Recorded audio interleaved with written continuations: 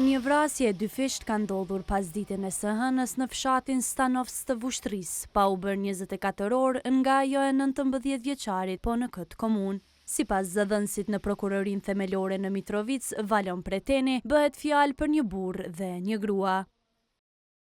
Një vrasje ka ndodhur në qytetin e Vushtrisë. Dyshimet e para janë për një burr dhe një grua. Dyshohet se burri fillimisht e ka vrarë gruan dhe pastaj edhe veten. Në vend të ngjarjes ka dalë prokurori kujdestar dhe aty janë gjetur disa gëzhoja.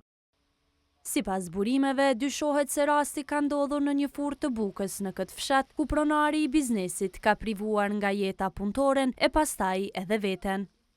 Në policinë rajonale të Mitrovicës thanë se rasti ka ndodhur rreth orës 15 dhe se bëhet fjalë për një 58 vjeçar dhe një 42 vjeçare.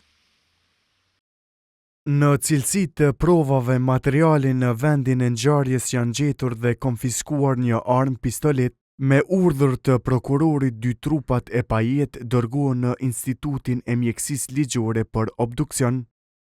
Afër vendit të ngjarjes janë parë njësitë të policisë dhe autoambulanca, duke u ofruar ndihmë familjarëve të viktimave. Motivet që kanë dërguar deri te kjo ngjarje nuk dihen e sipas policisë, rasti është duke u hetuar si vrasje e rëndë dhe vetvrasje.